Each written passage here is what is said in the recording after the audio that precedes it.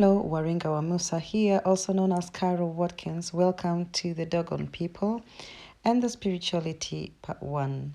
Today we'll be looking at this tribe from Mali and the message therein, the message that they have brought to us from yonder, or that their elders have with them, which has been in time always shown or given out unto us through other means, astrological and symbolism, that we never really ever understood what they were trying to say to us.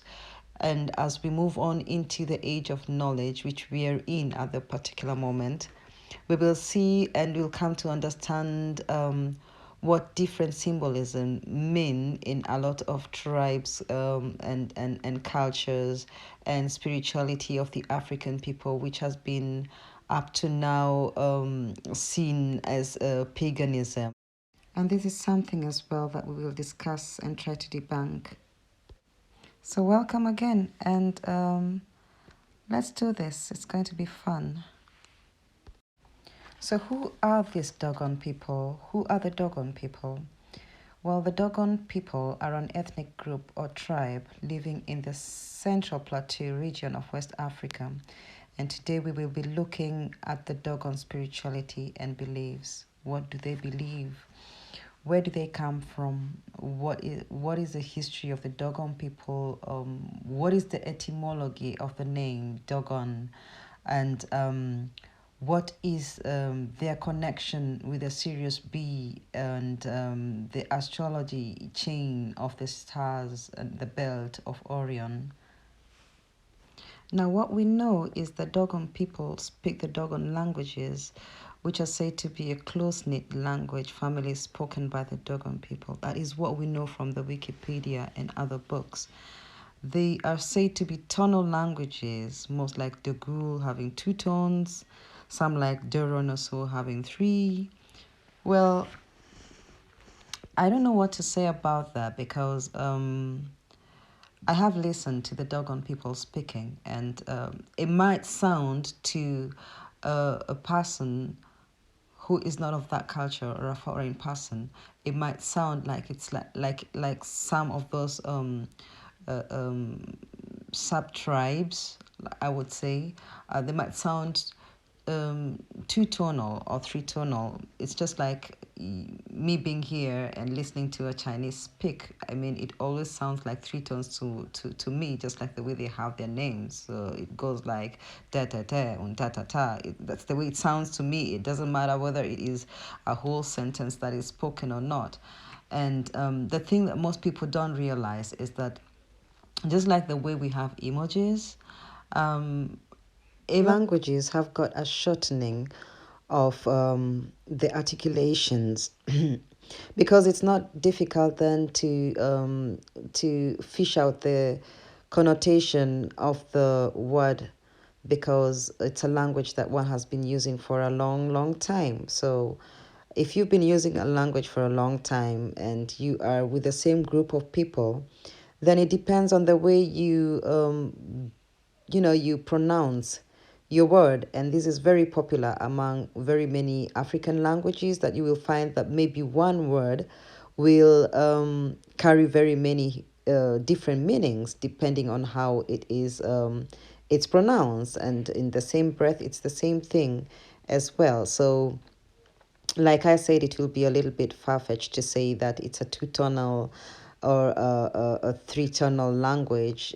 Most African languages, as much as they might seem that way, have got consonants that are hidden because of diphthongs and other ways of expression, because there's a lot of gesticulation. People talk with their hands and with their eyes, and the feet not necessarily, but it does happen that one word could mean very, very many things. And we see this in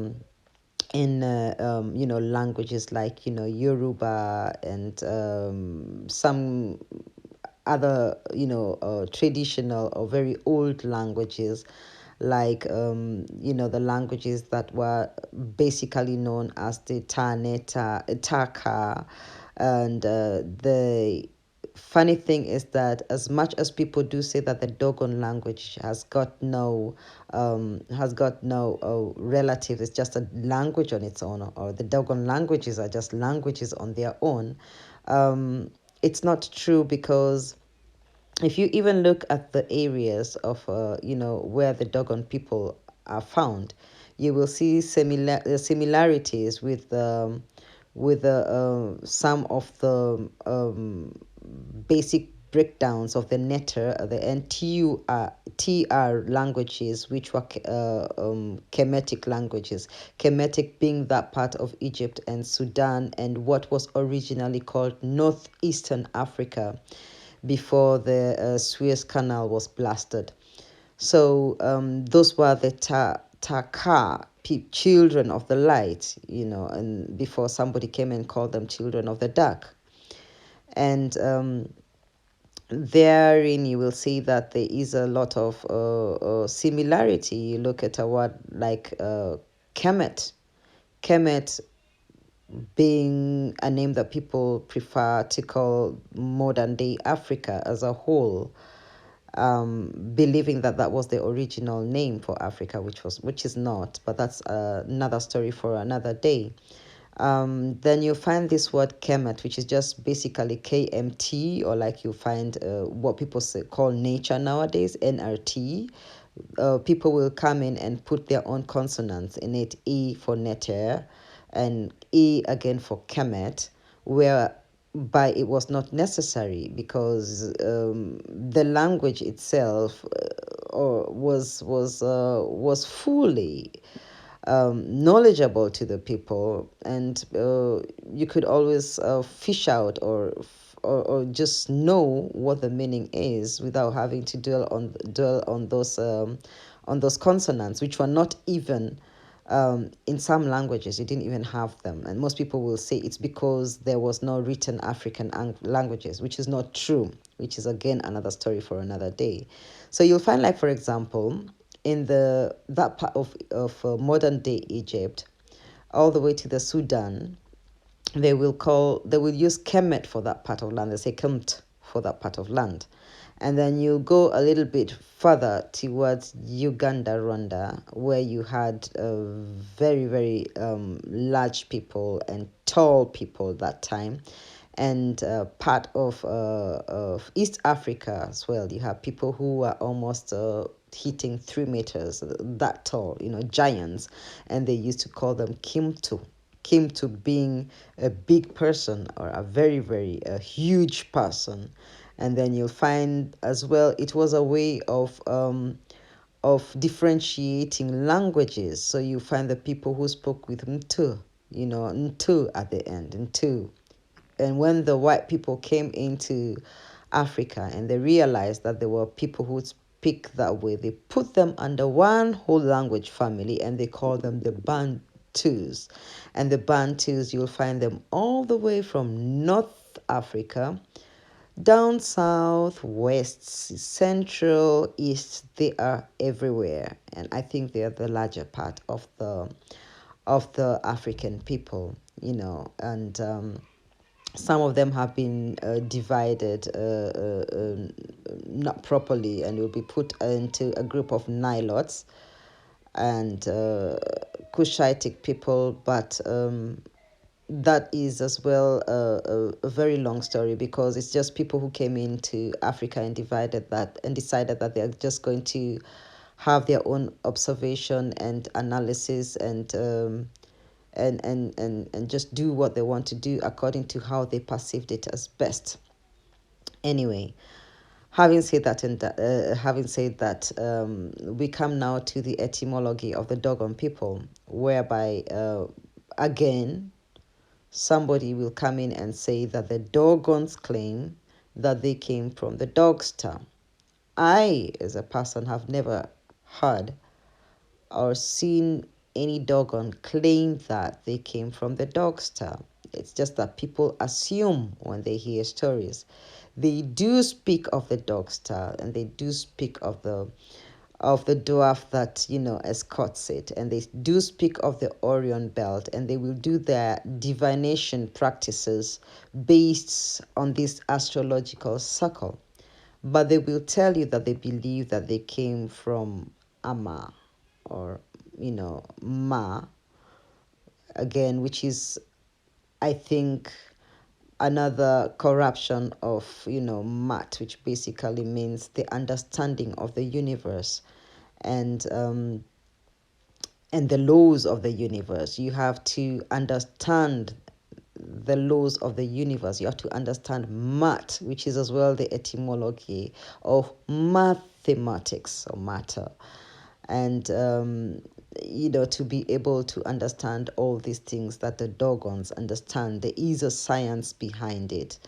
And this science is not only found among the Dogons, they are connected to other people. You look at their language, for example, as much as somebody will try to claim that it is a language only known to them, it's not true. If you look at, like something as simple as their greetings, they will say or say woo or say he, and seo, and you'll find as well people who use the same. You have the people in East Africa who have the same greeting or use a part of that greeting to reply to a greeting. We have the Kambas, for example, of Kenya, who are going to say nikuseo for I'm doing well, or something is seo, it's beautiful, it's good. And you find the same say in so many African languages, but just spoken differently. Instead of say, they'll say saf, or instead of safi, they will say safi. And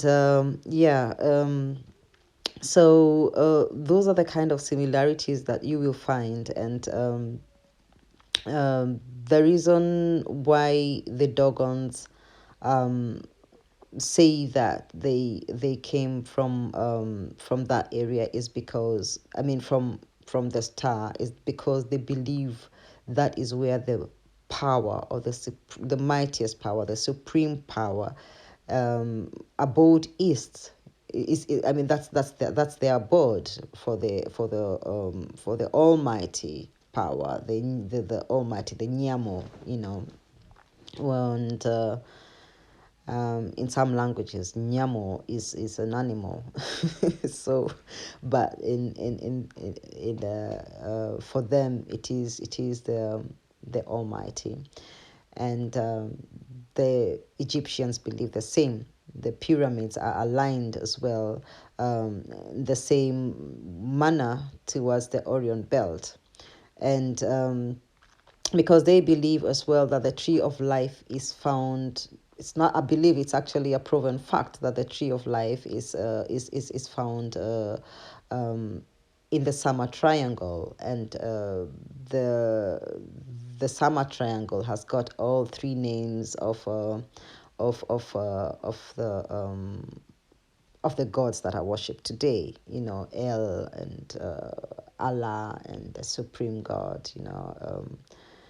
Enki, who some people will call different names, and there we see that the tree of life was just not a tree as a symbol. We'll find it everywhere. It is as well a constellation in the skies, and it's found in the Orion belt. So the Orion belt has got a lot of things standing, that are connected to religion. And the same tree of life is the same tree of life that you're going to find everywhere. You go to South Africa, you'll find the Adams calendar. And those who know the story of the Adams calendar, they'll find that the story is almost the same as the Dogons, who might tell you that that they were taught the knowledge that they have by people who came from that star, the star of the dog, or the dog star. That's why people call them the Dogons, or that's why they'll call themselves the Dogons, because they were mentored by these people. And the South Africans will tell you the same thing. People who came half reptile and half man, they came and, created two caves and put the human beings in, they told the human beings to choose which cave they're going to go into. And when they came out of those caves, they had different sexes. Some were male and some were female, because originally the human being, as they believe, was a hermaphrodite. He did not have two different sexes, he had one sex. And that's why they believe that even though a male does not have to nurse a baby, that's the reason why the male has still got nipples. But that's a story for another day.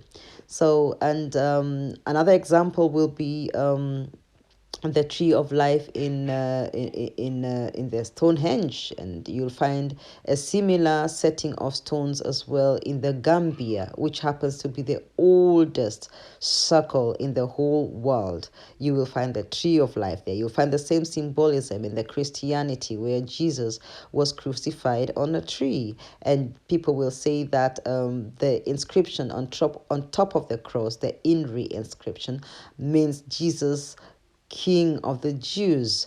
But the language that is written, as much as everybody would want you to believe that it was Latin, is that the truth is that it was the language of the gods, which is rune, which people know as runen or runan or ranan, and you'll find that on ruins.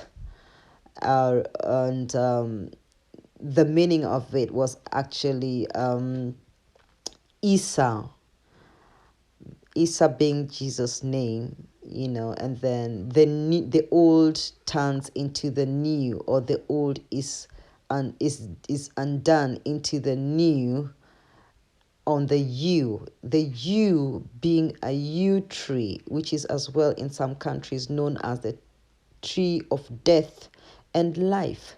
You have the yew in Europe, you have the yew in Africa, you have the yew in different continents, and everybody knows that the yew tree can either be very deadly or it could help you. Uh, it's a very special wormwood, and that if you take a part of it, it's going to kill you. If you take a part of it, it's going to, it could basically heal all diseases in your body. And having said that, I think it is necessary, before we always demonize other religions as paganism, or before we look down we should try and understand the mysteries, or try to look a little bit further into what the meanings are of what people do, because what we fail to understand is that the kind of knowledge that was passed on from one generation to another in Africa, it was, most of the time, it was oral. So if it was oral, and it meant that it was not for everybody. Only the people chosen or anointed, either by the elders or by the Spirit, that meant that you would come of a certain age and you would start understanding these things, whether it's through visions or through your own understanding. This knowledge was not passed on to other people through these channels. So for the other people, it was just stories and myths and legends, and because of certain ways of life, they adapted to this and lived by it. And these systems, unfortunately, were broken by all the people who invaded Africa, and separated the systems and the communities, and killed all those who had this information. But the good thing is, like I said, if you are chosen, if you are anointed, even if you don't have it in writing, after a certain number of years, even if it's down towards a certain generation, there will be an awakening, and this person is going to have this knowledge. So if this person is in the right settings, then they will be able to use this knowledge. If they are in the wrong settings, that could be a problem, because some of those who get this way are some of the people who might end up landing in the psychiatric wards, because this is very powerful knowledge, and people have to be able to go about it. But like I said, we are now in the age of knowledge, and the truth is slowly coming out, and this information is being passed on for those who can understand, for those who want to, listen to things with an open mind. It is very important. um, like I said, it is for some people and it is not for some people. It depends on how everybody looks at it. And I'll just say that a potter who is going to sit down and touch and mold his clay. For anybody who does not understand, they'll just think it's a madman playing with clay. But if they come back maybe after a few hours, then they will change their mind and see what a beautiful item that has come out of that madness. So on this note, I'll just say this is a very large topic, a very wide topic that one has to touch upon. There are so many things that people can have to talk about. Or I'm open for questions. I last had a question about why the Dogons celebrate a certain ceremony every 60 years. Some people call it Segu, others will call it Seku, others will call it Segunda. There's different names for it. Others will call it Sistine, which is not only the Dogons who celebrate it. There are some other people as well who celebrate it every 60 years. And others will celebrate it 60 times 5, that is every 300 years. And some they will go out with their masks and their masquerades, and they'll have all kind of dances and foods and everything. And this is a celebration that happens around the solar system, because the Dogons, for example, will celebrate this event every 60 years, because that is the amount of time it takes for the Sirius B and its escort. And for those who still are interested, looking further into that, the Nibiru, to rotate around the sun. So these are the kind of things that you have to look into, and to be able to understand some of the spiritualism that happens in Africa, the connectivity as well to other religions. It's very important, because I believe all things are connected. It's the understanding that fills the human being. So thank you very much. It's been a pleasure doing this recording for the Redemption Challenge. And well, if you have any questions, just pen them down and ask. You can find me on Facebook, Instagram under Ethnic and More. And it's been a pleasure sharing with the community. Thank you very much.